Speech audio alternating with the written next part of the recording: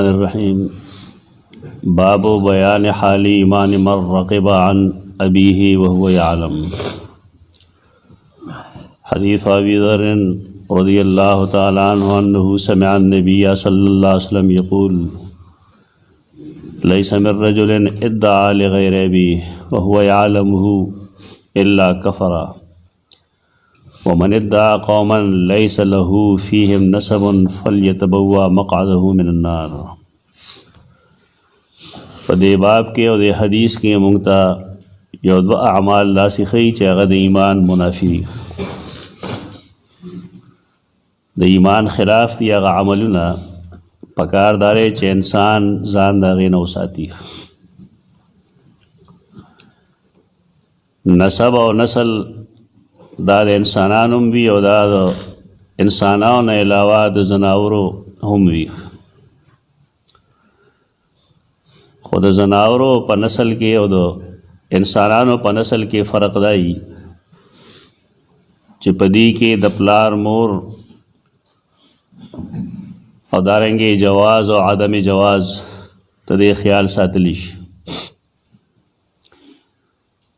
یعنی د نسل حفاظت خو ځناورم کوي لیکن پائے کې جائز یا ناجائز نه وي. ځناورو ته دا علم نه وي چې چا سره زه جنسي تعلق ساتم، دا زما مور ده، زما پلار دی، ښځه مې ده، لور مې ده، بچی مې ده. لیکن انسانانو دپاره دا پابندۍ چې دوی به د دې خیال ساتي. په دې طریقه باندې چې کوم نسل چلیږي نو هغه نسل جایز وي. د نسل حفاظت دا پکار داري چې هر څوک وکړي. بعضې خلک داسې چې هغه خپل پلار په نوم باندې شرمېږي، خپل نسبت پلار ته نه کوي بلکې څوک پردی سړي او ځان له هغه پلار کي او بیا هغه ته پلار وایي هم، بلکې کاغذونو کې هم بعضې خلک پردي سړي ته خپل پلار وایي. دا بیماری ده. کله کله خو مجبوری پیدا شي، مثلا د یو زنانه خاوند مړ شو، دا زنانه بل چا سره نکاح تړي، دې زنانه سره د خپل خاوند د زوړ خاوند هم بچي دي او دې زنانه بیا د نوي خاوند نه هم بچي پیدا شي. نو دا زاړه د دې نسبت به د هغې پلار ته کوي، یعنې نوي ته به یې نه کوي. زمونږ خلقو ځان له یو فلسفه جوړه کړې ده چې که بالفرض مونږ یې دې نوي ته نسبت ونه کړو نو سبا به د دې زوړ اولاد جایداد کې یا په کور کې حصه نه وي. دا یو غلط خبره شروع کړې ده. د ښځې که خاوند مړ شي او د هغې بچي خو هغه د موجوده نه وي او که د بل نه وي، نه یې به میراث وړي او د قرآن حکم دی. د دې دپاره بعضې خلک ځان په دې ګناه کې ور واچوي. بعضې خلک داسې چې هغې ځان سره رواره یا رویره خورزه یا خوری واخلي په دې وجه باندې چې د هغه بچي نه کېږي، لوی هغه نو بیا د هغه پہچان چې کوي نو هغه تره یا ماما د هغې ماشوم نسبت ځان ته کوي. کاغذونو کې مو لیکي چې دا د فلاني زوی نه دی بلکې زما دی. دا ګناه دی. اسلام کې دا گنجائش نشته. که چا چې کوم پلار دی ادعوهم لآبائهم، د خلقو نسبت کوي د هغې پلارانو ته، فلانی فلانی د فلانی زوی. که یو سړی داسې وکړي، موږ سره راځي دا واقعات، دلته یو سړی و د هغه د مور اول یو خاوند و بیا هغه وفات شه بیا بل خاوند شه. هغه شناختی کارت جوړو نو شناختی کارت خانه کې هغه د خپل زوړ پلار نوم نه و لیکلی بلکې نوي پلار نوم یې لیکلی و. نو ما ورته دا خو ستا حکمن پلار دی بېشک، لیکن ستا شرعي پلار خو هغه دی چا نه چې ته پیدا یې. شناختی کارت فارم و ساین کول لرولم او ونه کمې دا دروغ دی. زموږ د خلکو مزاج دا دی چې دې دپاره به دروغ وای اگر که هغه د اسلام او د ایمان خلافي سړی خفه شو پای لسته کاله پورې بیا ما سره خبرې نه کولې په دې وایي چې ما هغه غلط کار نه دی کړی زموږ حال دغه دی بیا ګجرات سکول کې ولا چاو کو نه ماته سوال جواب وکړل چې ما له خو پلاني وکړو نه مې کوي مر د آخرت د جواب دی نه چې سړی نه یریږي نه بیا خبره بل شانتي او چې کله د آخرت جواب دهی تسلیمي نه ته زما قبر کې سملي او نه زما به ته جواب ورکول شي الله تما څه کار دی چې ځان د چا د وجه ګناه کې کړو دا توقع چانه ساته ما کوي ما دی کې خو صدا سي نشته چې دا رشتہ داری دا رشتہ نه دا خو د الله نافرمانی ده دا په دې وجه وایي چې د حدیث کې د کار ته کار د کفر ویل دی لیس من رجل نه دی څوک سړی ادعا لغیر ابیه چې هغه دعوو کی نسبت کی خپل د خپل پلار نه علاوه بل چاته یعنی بل څوک بل چاته خپل پلار وي وهو يعلمه په داسې حال کې چې ته پته وي چې زما پلار فلانه دی او فلانه نه دی الا کفر مگر دا سړی کافر شو دا وړه خبره نه ده د دې کفاره مفهوم کې بیا فرق دی کفر یې خو کړی دی د دې مثال زده کولو لپاره تعویل اجت نشته دی خبر زده کول پکاري ګوره جماعت کې واړه بول کول او لوی بول کول ګناه دی دا مسله ده لیکن تا که کتلی نو هر یو جماعت کې تقریبا باتروم واشروم استنجا خانه دا موجود دي د جماعت حدود دي 4 دیواره دنه نو پاره 4 دیواره کې دنه بعض ځای د منځ د پاره جوړ دی او بعض ځای د ماشومانو د سبق د پاره جوړ دی او بعضې کوي استنجا خانه جوړه کړې ده یو سړی چې د جماعت حدود ته را داخل شي نو موږ وایو د جماعت حد ته راغی جماعت کې نو اس کو څوک سوال پیدا کوي چې بھائی جماعت حد شنه تاسو په دې کې پیشاب ولګوئ وی حد د جماعت ته لیکن د غزې مختص کړی شوی دی لپاره دا یو وګي مثال دی په دې باندې دا حدیث او داسې ډېر بېشمېره حدیثونه حل کېږي یو سړی چې هغه خپل نسبت د خپل پلار په ځای بل چاته وکړو دا سړی کافر شي څه معنا کفر دا داسې وګڼه لکه زمونږ دا مسجد یا آبادي چې مونږ وویله نو کفر هم دغه شانته حدود دي یو سړی چې جماعت ته راشي او د لامبلو حاجت یې ورته نو دی د جماعت هغه حصې ته نشي تللی کوم ځای کې چې مونځ کېږي البته هغه ځای ته تللی شي چې هلته کې د ځان صفا کړي دغه مثال د کفر دی کفر هم دغه شانته یو حدود 4 لري یو سړی چې هغه خپل نسبت خپل پلار نه بغیر بل چاته وکړو دی د کفر دایرې ته داخل شوی دی څنګه چې یو جنوبي سړی بې اودسه سړی جماعت ته داخل شوی دی تاسې دی هم داخل شوی دی کفر ته اوس که دا سړی بار ځان صفا کړي او دلته کې راشي نو مونځ به دلته کې وکړي دا کم چې د کفر حد ته داخل شوی دی دی که د الله نه انکار وکړي نو دی ته کفر بالله العظیم وایي دا هغه کفر نه دی څنګه چې دا جماعت هغه ایسا جماعت خو دی لیکن هغه جماعت نه دی چې هلته کې مونځ کولی شي چې کله مونږ دا مثال ووایو په دې پوه شو نو بیا د حدیث کې تعویل ضرورت نشته دی دې ته فقهای کرام او محدثین کفر دون کفر وایي یعنی یو د الله نه انکار دی هغه سړی خو کافر دی مشرک دی جهنمی دی او یو هغه کفر دی چې د الله د کفر نه ښکته کفر دی په دې مطلب دا چې دی د حد ته داخل شوی دی لیکن د الله منکر یا د الله کافر نه دی دا علمي خبره ده خلق به نه پوهېږي د دې وجې نه محدثین د خلقو د پوهېدو لپاره یو بله خبره هم کوي هغه دارا چې دا کفر زجرن ویل دی د زورنې په طور.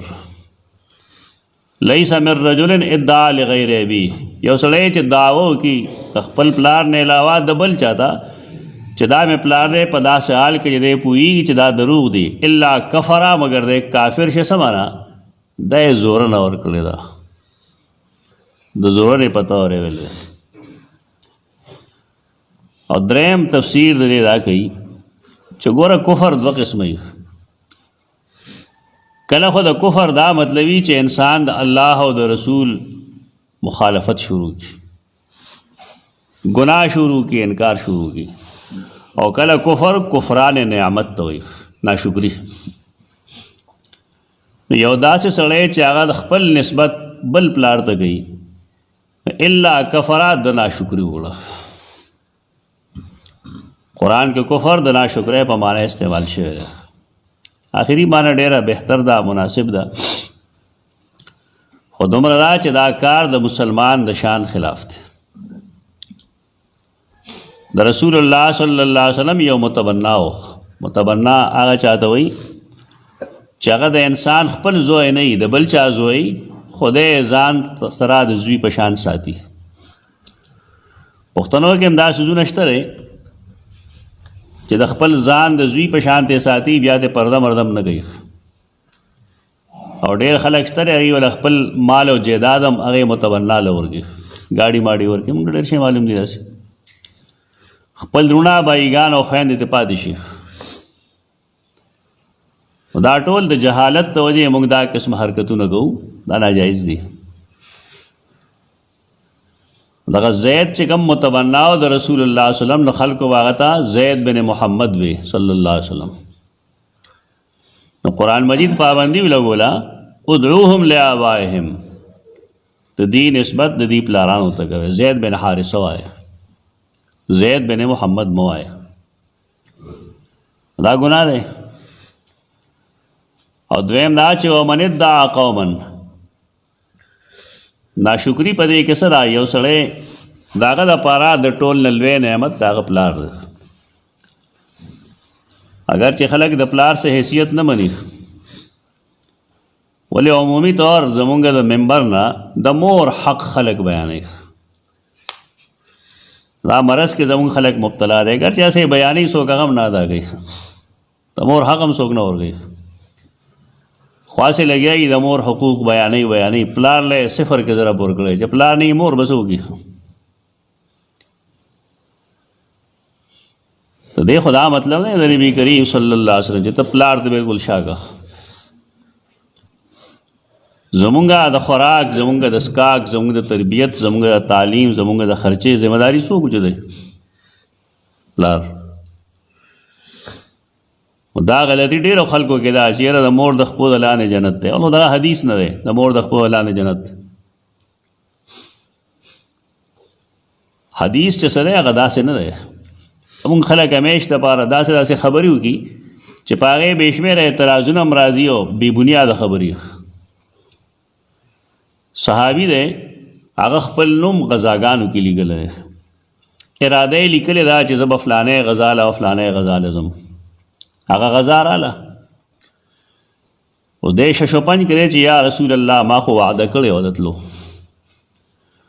کور کې زما مور ده، زما ښځه نشته دی، زما خور نشته دی، رور مې نشته دی، زه او مور یوازې یو، او زما مور د مرګ په حالت کې ده. دې وخت کې زه څه وکړم؟ جهاد ته لاړ شم او که نه د مور خدمت ته پاتې شم؟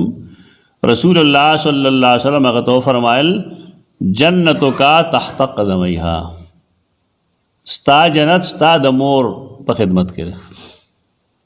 قاعده نه ده چې د هرې مور د خپلو لاندې جنت. هغې صحابي ته وایي دا څه قیاسي مسله خو نه ده. یو ښځه په خپله مشرکه ده او د هغې اولاد مسلمان دی، نو ستا په خیال د هغې په خپله جهنمي ده. نو غلطې خبرې نه کوي خلک، درست خبره کوي. جنتو کا تحت قدمیها الفاظ د حدیث دغه دي. ستا جنت د هغې د خپو د لاندې دی، یعنې د هغې خدمت وکړه، ځکه چې بیماره ده څوک یې شته نه. نو ټیک ده قیاسن مونږ ویلی شو چې د هرې مور د خدمت وکړی شي. خو جنت خبره نشو کوله. نبی کریم صلی الله علیه وسلم د مور حق درې ځله بیان کړی دی، هغې نه انکار نشته، خو دا الفاظ غلط دي، دا کوم الفاظ چې ویلی شي د نبی کریم صلی الله علیه وسلم ته نسبت چې د حدیث کې نه هغه سم صحیح پکار دی، غلط نه دی پکار. په دې سړی جهنمي کېږي. پلار د جنت د مینځ دروازه ده. یو سړی صحابي ته ویلي که ته جنت په مینځ دروازه تلل غواړې نو د پلار د خوشحاله ساتلو کوشش کوه. زمونږ ډېر خلک یي هغه مور ته هم په اور کې ولاړی یا پلار ته هم په اور کې ولاړی. دې د خپل آخرت فکر وکړي. مونځ، روژه، حج، زکات د دې نه زیاته هم د پلار مور خوشحاله ساتل دي. زمونږ خلک منځونه له ډېر تیار دی، تندي کې محراب جوړ شي، د پلار حق نه پېژني، د مور حق هغه نه پېژني. په دې سړی جنت ته نشي تللی. د الله بندګۍ پسې متصل قرآن چې کوم فرمایلی دي هغه د والدین حقوق دي. وقضى ربك الا تعبدوا الا اياه وبالوالدين احسانا اما یبلغن عندك الکبر احدهما او کلاهما. که ستا پلار مور دواړه یا یو کس بوډاوالي ته ورسي فلا تقل لهما اف، دې ته به اف قدر هم نه وایي. اوخ کله وایي خلک اف چې بچی په حق وي او پلار یې په غلط وي. کله یې داسې پلاران پوهېږي نه دماغ یې برباد شي. سو ظلم زیاتی کوي، بچي ته د اف کولو حق قرآن نه دی ورکړی. اوس یې خو ټکۍ پلار دی ته په څه پوهېږي. د مسلمان شان دغه نه دی. د حدیث کې هم بنیادي خبره ده چې یو سړی خپل پلار پرېږدي او بل پلار ته نسبت کوي، د دې نه سوا ناشکري بله کېدی نه شي. ستا لپاره چې کوم پلار مناسب و تعالی الله هغه درکړی دی، پای شکر ادا کړه. کم ته چې نسبت کوې نو دغه مناسب نه و، ځکه الله پلار نه یې درکړی. د بعضې پلاران خلکو پلاران نیکان دي، د بعضو بدان دي. په دې دواړو کې ابتلایي چې بچی د پلار تکالیف څنګه برداشت کوي او دی څنګه د هغه خیال ساتي. دویم کار چې هغه د مسلمانۍ نه دی او په هغې باندې سړی جهنم ته ځي، هغه دا دی من ادعا قوما، چا چې دعوه وکړه د یو قوم چې زه د فلانکي قوم نه یم، قریشیم، هاشمیم، امیز کی نه څه ګجر مجر یې ځان بالته نسبت وکړي. عجیبه عجیبه خلق دی، د یو قوم نه نه یې ځان په یې کې ورداخلوي. لیس لهم فیهم نسب، چې د په هغې سره هېڅ نسبي تعلق نه، په هېڅ نسب نه، نو فلیتبوا مقعده من النار، دې ځان لا په جهنم کې ځای جوړ کړي. دا هم جایز کار نه دی. دې کې څه وجه ده؟ دې کې وجه دا ده چې خلکو د چا د عزت او د احترام دپاره بنیاد نسب ګرځولی دی. نسب د عزت او د احترام خبره نه ده. سیدنا ابوبکر صدیق خور هغه یو جولاله په نکاح کې ورکړی. جولا ته زموږ خلک سپک ګوري ده. بے شمېره عجیب و غریب خلق دی، لیکن چې کله هغې کې ایمان موجود دی، تقوا موجود ده، دغې ته کتل پکار دی. دې ته نه دي کتل پکار چې د غټ خاندان نه دی. د خاندان فایدې او نقایص په آخرت کې څه نشته. خاندان هغه وخت کې مفید وي چې کله د ټول خاندان افراد نیکان وي او مسلمانان وي. یو سړی دی په خپله بد عمله دی، د هغه خاندان هغه له څه فایده نه ورکوي. رسول الله صلی الله علیه وسلم سیدہ فاطمه رضی الله عنها ته فرمایلو یا فاطمه انقذی نفسک من النار ما لک من الله من شیء، خپل ځان په خپله د اور نه خلاص کا، زه تا د الله د عذاب نه نشم خلاصولی. دا مطلب نه چې فاطمه رضی الله عنها کنه جهنمی ده او صحابیه ده. هغې ته مونږه خاتون جنت وایو. دا د مسلې د پوهولو طریقه ده چې رسول الله صلی الله علیه وسلم کله خپلې لور ته وایي چې زه دا جهنم نه نشم خلاصولی، نو بل څوک په کوم شمېرګي دي. خلق په حدیث پوهیږي نه، د دې حدیث نه خلق انکار کوي چې دا خو غلط حدیث دی. ولې دې کې داسې دي؟ ته ځان په جملو باندې پوهه که په خبرو پوهه که نه، بیا به خبرې کوو. دوستو دا کنایه ده د دینا چې کله رسول الله صلی الله علیه وسلم د خپل لور د خلاصولو باعث نه جوړیږي د رشتې د وجې، د بل څوک هم نشي جوړلی. د حدیث دا مطلب د نوح علیہ السلام ښځه د لوط علیہ السلام ښځه کافران دي. قرآن فرمایلی جهنم کې وایي د پیغمبرانو په رشته کې د هغې موجودګي هغې له څه فایده نه ورکوي. د فرعون ښځه آسیه بنت مزاحم مسلمانه ده، لیکن دا هغه ښځه ده پخوا دا نکاحونه جایز وو، نو د فرعون رشته هغې له نقصان نشي ورکولی. په دې خبره ځان پوهول پکار دی.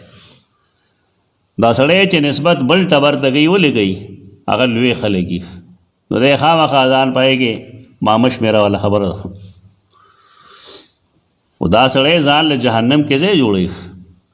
ولې د بنیاد دا دی چې ګنې فخر بالانساب چې ورته وایي، په نسب باندې فخر کوي. دې کې دوه کارونه وښودل. یو کار دا چې سړی خپل نسبت بل سړي ته وکړي چې د فلان کې زوی یم، یو دا چې د یو سړي قوم یوي او دی خامخا بدل کړي. دا دواړه کارونه دی لیکي د باب بیان حال ایمان من رغب عن ابیه وهو یعلم، یعنی دا دواړه کارونه د ایمان منافي دي، ته د مسلمان د شان لایق نه دي. اقول قولی هذا استغفر الله.